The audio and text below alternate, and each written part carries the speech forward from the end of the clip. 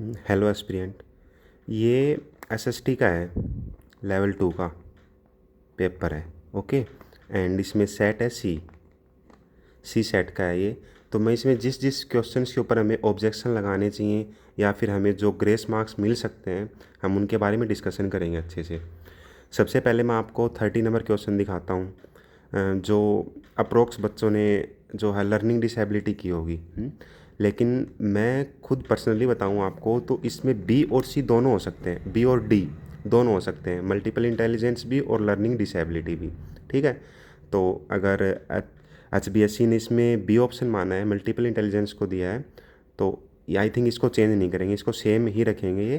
तो इसमें ग्रीवेंस लगाने का ज़्यादा बेनिफिट है नहीं, लेकिन आपको फिर भी लगता है कि एक एक दो मार्क्स से आप रहे हुए हो तो इसमें आप लगा सकते हो, ताकि बी और डी दोनों को सही माना जा सके। ठीक है। एक क्वेश्चन तो ये है।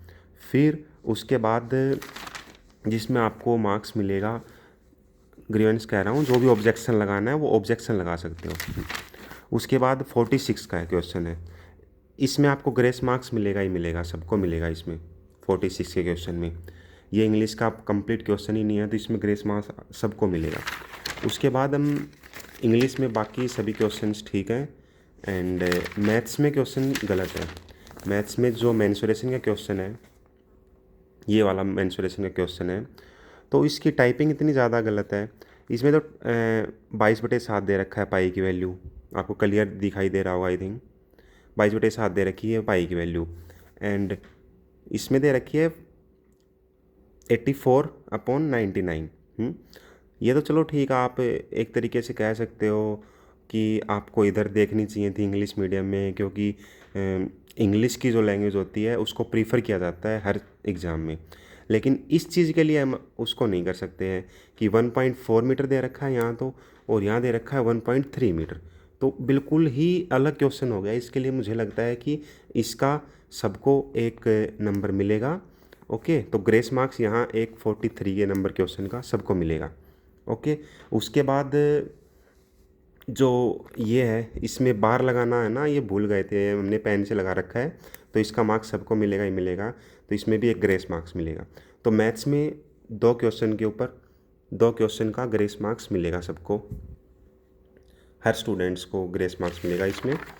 एंड उसके बाद हरियाणा जी के है ना, इन्होंने सारी गलत दे रखी है पहले ही। ओके।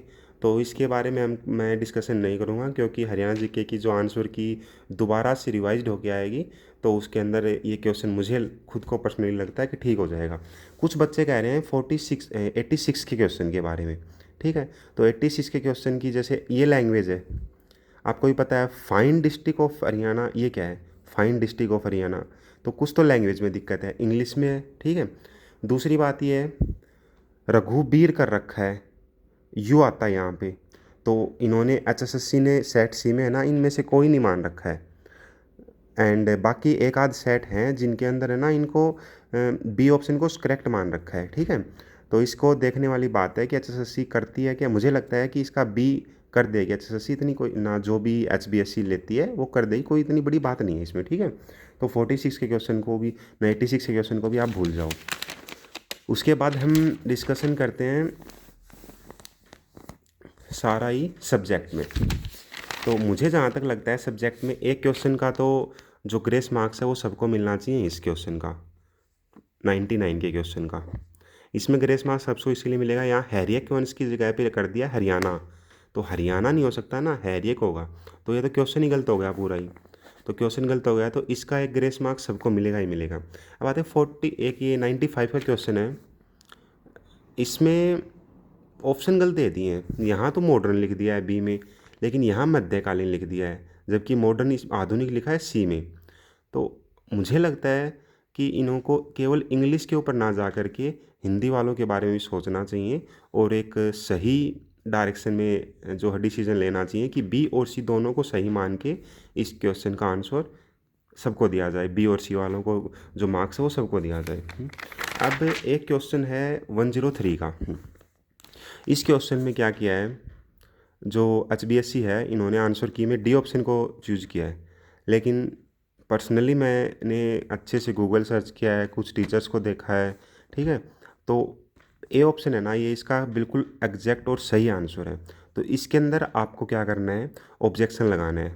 जितने बच्चे हो सकते हैं सब ऑब्जेक्शन लगाओ, एंड इसको ऑब्जेक्शन के बाद 1 मार्क्स सबको मिलेगा जिनका ए ऑप्शन होगा। तो इस क्वेश्चन पे आप ऑब्जेक्शन लगाओ। ओवरऑल मैं कहना चाहता हूँ कि सीडीपी के अंदर जो एक क्वेश्चन है, ठीक है, तो उसका हम फिक्स बता नहीं सकते हैं कि लास्ट क्वेश्चन जो है कि इसका सही मानेंगे या नहीं मानेंगे, डी ऑप्शन को भी, बी और डी दोनों को। तो इसमें आप ऑब्जेक्शन लगा सकते हो, बट ये एचबीएससी के ऊपर है।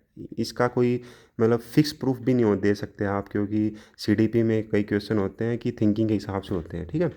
उसके बाद इंग्लिश में एक क्वेश्चन ठीक होगा ही होगा, सबको मतलब उसका ग्रेस मार्क्स मिलेगा, ठीक है। एंड हरियाणा जी के आपको पता ही है कि भाई गलत दे रखी आंसर की, तो आने के बाद वो दोबारा सही हो जाएगी, रिवाइज होके आएगी तब।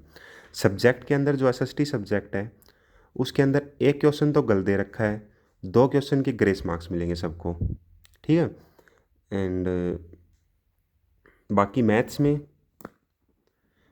में 2 क्वेश्चंस है ना, उनके ग्रेस मार्क्स सबको मिलने चाहिए, मेंसुरेशन वाले का और जिसके ऊपर बार नहीं लगा रखा था वो।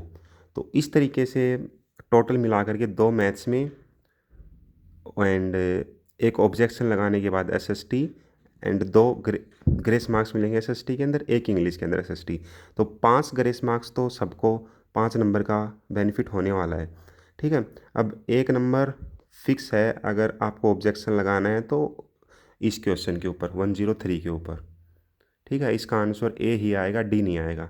ओके, मैथ्स का उसका हरियाणा जीके का आपको पता ही है कि सारी की गलत है तो रिवाइज होके आएगी, तब आपको पता चल जाएगा। तो इस तरीके से है। हाँ, एक चीज़ और है कि बच्चे सोचते होंगे कि भाई मुझे पर्सनली ऑब्जेक्शन लगाने चाहिए या नहीं लगाने चाहिए। तो मैं आपको सलाह देता हूँ कि आपको पर्सनली आपका ऑब्जेक्शन लगाना चाहिए अगर आपके 87 से 92 नंबर बन रहे हैं, तो आपको खुद को ऑब्जेक्शन लगाना चाहिए, ताकि 1-2 मार्क्स का आपके ऊपर है ना बहुत ज़्यादा इम्पैक्ट पड़ेगा 90 मार्क्स बनने के लिए। ओके, तो मैं पर्सनली आपको एडवाइस करूँगा कि 8 को या 9 को, तब तक एक रिवाइज आंसर की मुझे लगता है कि आज रात को या कल तक आनी चाहिए, उसके बाद ही आपको ऑब्जेक्शन लगाने हैं। ओके, एंड और कोई डाउट हो तो आप कमेंट सेक्शन में पूछ सकते हो। Okay, thank you.